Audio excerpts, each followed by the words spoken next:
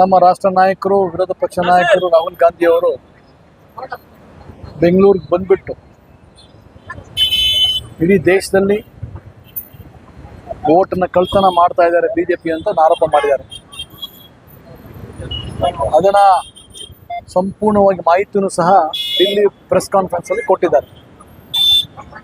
ಉದಾಹರಣೆಗೆ ಇವತ್ತು ನಮ್ಮ ಬೆಂಗಳೂರು ಸೆಂಟ್ರಲ್ ಲೋಕಸಭಾ ಕ್ಷೇತ್ರದಲ್ಲಿ, ವಿಶೇಷವಾಗಿ ಮಹದೇವಪುರ ಕ್ಷೇತ್ರದಲ್ಲಿ ಸುಮಾರು 1 ಲಕ್ಷ ಬೋಗಸ್ ವೋಟ್ ಇದೆ ಅಂತ ಒಂದು ಸಾಬೀತಾಗಿದೆ.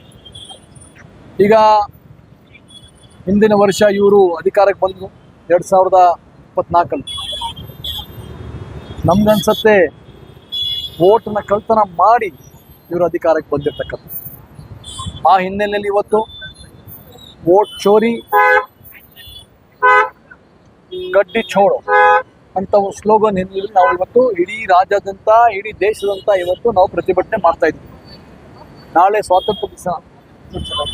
ಆ ಹಿನ್ನೆಲೆ ಇವತ್ತು ನಾವು ಒಂದು ಕ್ಯಾಂಡಲ್ ಲೈಟ್ ಪ್ರೊಟೆಸ್ಟ್ ಅಂತ ಹಮ್ಮಿಕೊಂಡಿದ್ವಿ. ಈ ಕಾರ್ಯಕ್ರಮಕ್ಕೆ ನಮ್ಮ ನಾಯಕರುಗಳಾದಂಥ ಹರಿಪ್ರಸಾದ್ ಅವರು, ಚಂದ್ರಶೇಖರ್, ಸಲೀಂ ಅಹಮದ್ ಸಾಹೇಬ್ ಸಹ ಭಾಗವಹಿಸಿದ್ರು. 5 ಜಿಲ್ಲಾ ಅಧ್ಯಕ್ಷರು ನಾವೆಲ್ಲ ಸೇರಿ ಈ ಕಾರ್ಯಕ್ರಮವನ್ನು ನಾವು ಆಯೋಜನೆ ಮಾಡಿದ್ವಿ. ಈ ಪ್ರತಿಭಟನೆ ನಾವು ಮುಂದಿನ ದಿವಸದಲ್ಲಿ ಪ್ರತಿ ಅಸೆಂಬ್ಲಿ, ಪ್ರತಿ ಬೂತ್ಗೆ ತಗೊಂಡೋಗ್ತೀವಿ. ಒಂದು ಎಚ್ಚರಿಕೆ ನಾವು ಕೊಡ್ತಾ ಇದ್ದೀವಿ ಜನರಿಗೆ. ನಿಮ್ಮ ಹಕ್ಕು, ನಿಮ್ಮ ಮತವನ್ನು ಚಲಾಯಿಸಬೇಕು. ಯಾವುದೇ ಕಾರಣ ನಿಮ್ಮ ಮತವನ್ನು ಬೇರೆಯವನು ಕಳ್ತನ ಮಾಡ್ತಕ್ಕಂಥ ಅವಕಾಶ ನಾವು ಮುಂದೆ ಕೊಡಲ್ಲ. ನಿಮ್ಮ ಹಕ್ಕನ್ನು ನೀವೇ ಚಲಾಯಿಸಬೇಕಂತ ಒಂದು ಏನು ಪ್ರತಿಭಟನೆ ಮಾಡ್ತಾ ಇದ್ದೀವಿ, ಅದು ಆಗಬೇಕು. ಸಂಪೂರ್ಣ ಒಂದು ಕಾರ್ಯಕ್ಕೆ ಬರಬೇಕಂತ ನಾವು ಮನವಿ ಮಾಡ್ತೀವಿ.